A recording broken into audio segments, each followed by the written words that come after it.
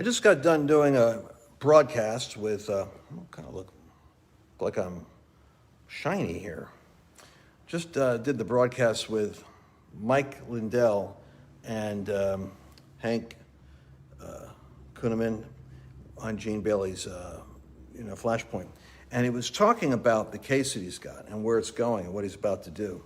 I think it's really an important, update in terms of what's happening. And it seems as though, all hell is broken loose against this man. And we got to keep praying for him. He's one of the few courageous voices that just doesn't care about what comes up against him. And he is going to be, over the next 6 weeks, he's going to be laying out his case on the challenge he's got for the software and the voting machines. And he's insistent that this is going to shake everything up. Now, while that's going on, I've got a copy here of the crazy H.R. 1, which the Democrats have rushed through Congress, want to get the Senate to approve, which is a bill to basically federalize or screw up elections forever. It's just an amazing thing. I know how frustrated you guys are, because those of you that are watching this know that if the elections are going to have ballots, and there's going to be no voter ID, and ballots are going to be part of a permanent landscape, and you're going to be learning how to register minors. But I can show you this. This is how thick this is just a table of contents of what they want to do. Initiatives which are going to, so felons can all make sure that they can get their voting capacity immediately instated, and how to count provisional ballots, and it just goes on and on. It's just, so you have the voter subject, no one can even talk about it, because they've really closed ranks with all of the media punishing anyone who dares to question the official narrative. And then, of course, it goes all the way to January 6th, who dares to question the insurrection that we have to remember. There was no it wasn't an armed insurrection, because nobody can have arms and weapons in Washington, D.C. And so this situation, but you just see the suppression and the control of media constantly. But the part that I want to talk to you about now is, while that is taking place, you that have been praying, you that have been seeking God on what the Lord's doing, you don't want to miss how the Lord is answering your prayers, because what's happening is the national battle is one level of warfare, and that's one level of at the highest top part of the pyramid. But below that, you have the regions of the United States. Think of it as spiritual warfare and principalities and territories that are spread out. And that's where this comes in that I want you to take a look at. What is happening now is amazing in these states. You've got Governor Abbott here in Texas, who has made the decision that he's going to be releasing the state of Texas from many of the COVID restrictions. And he's come under tremendous heat, because the pent-up economic desire of Texas, especially after coming out of that lockdown with the freeze and with the pandemic. I just walked through a mall area. Everybody was all masked up, and they're ready to be unleashed. And so he's going to release next week the state of Texas. DeSantis has already said that his state has already been walking in the release. He's like the leader right now in terms of governors in America that are fighting for freedom, and came within 30,000 votes of not even being in office, to a man who actually ended up being found drunk on the floor with drugs in a hotel room. That was the guy who was going to be governor the left wanted.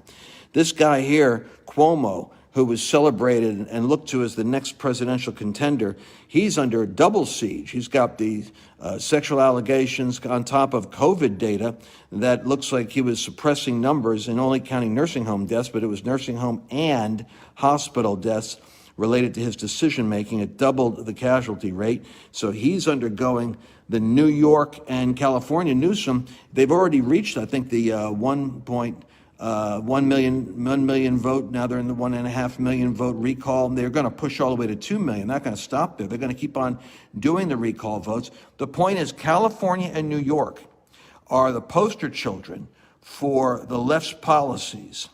Texas and Florida are the poster children for the populist movement, the populace versus the empire, the big government bureaucrats.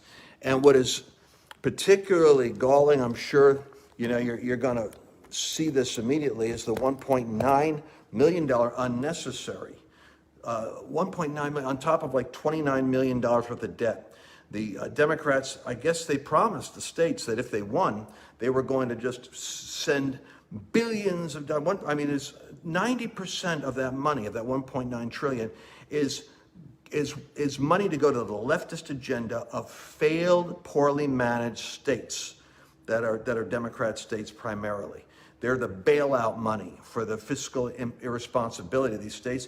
But a chunk of that 1.9 trillion is going to be going to further funding leftist activity. And with Newsom, it's even more crazy because he just signed up a $6 billion agreement with the unions for the teachers union in California, and they still don't want to go back to work. I don't know what they're doing that's exhausting them. If they need, $6 billion more dollars, they haven't worked in a year, but they don't want to go back now and teach. So what I'm saying is you're seeing an accelerated failure of leftist policies all over the country, but it's regional in nature. And what that means is that the regions are actually, it's almost like I talk about the sheep and the goat. Jesus says he's going to gather them together, and the sheep nations are those that did not persecute his people. The goat nations will be those that did. And as much as you've done to the least of these, my brethren, you've done to me. I think what we're seeing is a type of regional and state unmasking happening. And it's happening lower down on the pyramid of disclosure. But as this continues, you're going to see the rolling evolution of the policies of the left, I believe, backfiring as they're exposed. The question is exposed because you can imagine how difficult it is to get the truth out when you're not allowed to say what the truth is without media backlash or the fear of being deplatformed. I have to tell you about from Mr. Potato Head to Dr. Zeus, how bizarre the left's degree of hypersensitivity is, let alone on these kinds of subjects. So we're in a real battle with the spirit of communism right now, Marxism, totalitarian suppression and control masquerading under the romantic name of socialism. But in fact, socialism and communism, we have to, the clarity is going to start to dawn on people. They both mean the same thing. The loss of your freedom as an individual surrendered to the omnipotent power of an elite who will tell you what to do and when to do it and how to live.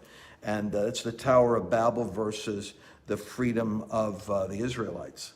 So it's Egypt versus Israel, basically, in two models. Now, the thing that I want to say is so important is, what does Joe Biden do in this week that is so important? Well, we have already like 70,000. This is during the freezing weather that we have now. You've got this cold, you have 70,000 migrants coming across because basically the left has opened the border up for the floodgates are being opened again because all of Trump's policies that Guatemala and Honduras and Mexico were willing to abide by, that would drop down the illegal immigration activity to like 30-some thousand, and if the wall would be finished, it would be even further dropped down. Now we're up to like 75,000. It'll double to 140,000. But already in the absurdity and the hypocrisy of what we see taking place, the positive COVID rates that are happening in the COVID caravans that are coming up are going to flood into Texas. And so what they're going to be looking for is they're going to look for these COVID numbers to go up. They can't wait to try to get some evidence. And so, if there's a way that you want to pray for the veil to be pulled off the minds and the eyes of Americans to see and understand the magnitude of the mismanagement and the consequence of the choices they're making. Because I think once people connect cause and effect, they're going to realize that this is not what they want. And the attractiveness of the alternative is going to be even more compelling. But I'm telling you, for Joe Biden as president to be pushing down on tech.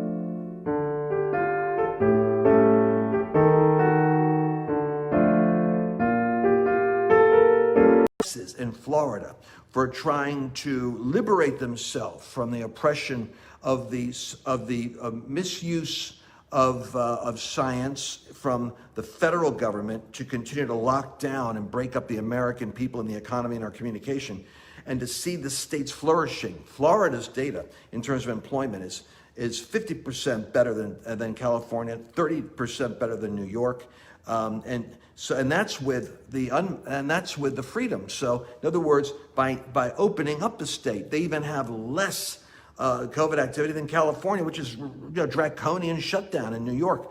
So the point is, we're seeing states beginning to reveal whether they're like the land of Egypt or the land of Goshen. It's a spiritual and political and economic and social manifestation. You're seeing people that are moving from California into Texas and Florida, and we're praying that they don't bring their politics with them.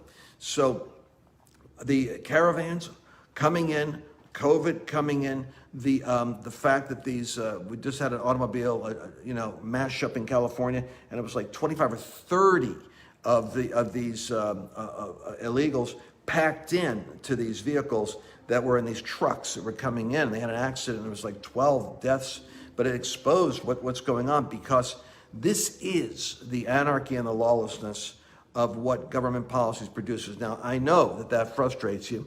So what's the response? Well, the response is going to be that, by the way, I'm not making this stuff up. We got the data, because we do these programs. I just did a program today for our firewall on Saturday on Real America's Voice. It's going to be coming out. But I mean, this is all statistics I'm talking about. These are facts. This isn't like made up stuff. Oh, by the way, I'm sorry to say that even though Greg Abbott in Texas and Mississippi, by the way, are soon going to be repealing their statewide mask mandates and lifting lockdown orders, 13 major corporations have already released statements or responded to inquiries that confirm that their mask mandates and coronavirus guidelines are going to resist the states. And so you see there's a new battle going on. Corporations are like governments. Corporations are just like governments. They have their own will. They deplatform, they punish, they cut off business with Mike Lindell. Banks right now, I've got updates on what banks are doing that are freezing the money of people for political reasons they're investigating. But I don't know if you know this, but the reality is, nations and corporations, this is where the globalist agenda is. Corporations are bigger than whole national economies. It's hard to believe, but Walmart generates more revenue than Spain or Australia. Right now, when you overlap the top 100 revenue-generating nation-states in the earth, we find corporations have 71 out of 100 of those top spots are occupied by corporations. In other words, 71 out of 100 revenue-generating positions in the world are owned by corporations, have more money than the nations. So we have a new actor in the world, and it's the transnational corporation. They are like global governments. They have that kind of power. That's what Davos and that's all about. It's about where these thrones of great titan businesses are bigger than countries now. And they come to the table and they start working with countries to shape the new world order for their one world government, one world economy. And this is where sovereign nations stand in the way. Sovereign nations means that we don't collapse to the gods of the globalist money belt. We don't bow down to the money class. And this is also part of what you're seeing in this breakup that's taking place right now in America of what works and what doesn't work. What kind of a state do you want to live in? What kind of freedom do you want to have? Where would you rather be? And those that have been exalted, curiously enough, and have been lionized and celebrated are coming down, and those that have been in low estimation are standing up. So what I want you to know tonight, as we're giving you this update, is that you must look to see what's happening in the states, what's happening in the regions, because as you pray for those rulers that are in authority, that you might lead a godly and peaceful life, you're going to see that righteousness actually exalts and blesses a territory. You want to stay engaged in wherever you are the salt of that earth, and you're having an influence. And so it may seem as though we do all or nothing. It's always national or nothing. But the truth of the matter is, as regions and states begin to rise up, there is this moving, pushing back and resistance that is forming in the populist base, in the Christian and pro-life Catholic base. We don't have the structures, so we don't have the platforms where people can hear about it. But it nevertheless is a cumulative effect of all the individuals that are hearing me right now. You need to know that there is a movement that is forming in the United States that is pushing back on the globalist shutdown and the cancel culture, which is really communism light, moving towards communism intense. And we're not going to go there. So you guys want to continue to stand with Mike Lindell. Pray for him as he is navigating the crosshairs of, he's lost millions of dollars. I think 60 million a year that, has been the consequences, what he's paid. And he's doing it as a citizen who is simply challenging, as Donald Trump said, we have to have elections where we have confidence in the outcome. We cannot have elections that are going to be manipulated either by the tabulations machinery that's used, software, or by the flooding of ballots that don't represent actual votes and citizens. And this is going to continue to come to a sharpened point of contrast. And as Americans begin to experience, I'm convinced, the pain of the choices that are made, the more they're going to wake up and start to question, what in the world are we doing? It's going to be a process, but we're already there right now. So let me know where you're watching from. I check all your comments out when I'm off the air, and we've been in here in the studio all day, as you can see. But I'll be checking back, reading your comments, and any questions that you want us to address, anyone you particularly want me to interview, anyone you'd like to hear from, you let me know. I'll bring them on the program. And we'll be looking forward to seeing what happens next. Mario Murillo has 1,000 pastors today in California, one of the largest gatherings. It's a revival movement happening on the West Coast. California is being shaken right now. God's moving. Pastor Cheam is gathering 100 of the leading pastors to form together for revival in California. And I believe that the Billy Graham anointing that was in the 1960s and 50s and 40s that happened in resisting atheism and communism coming to the United States, I believe that that same spirit of evangelism is descending again. And it's going to be, we're the only movement in the world that actually can expand when we're under pressure. And that's what this persecution is doing. It's actually causing us to refine, purify, and relaunch. And that's exactly what's happening. I'll be talking to you guys later, looking at your questions. Share this, will you? Will you share this with other people? And because we do this as just part of our investment back in America and into the church. God bless you. Thanks for joining me on this broadcast. And we could stay connected together. If you subscribe, you're going to be updated on the next broadcast that comes out. And you could like this right here, and we could actually start to create a movement of connected people.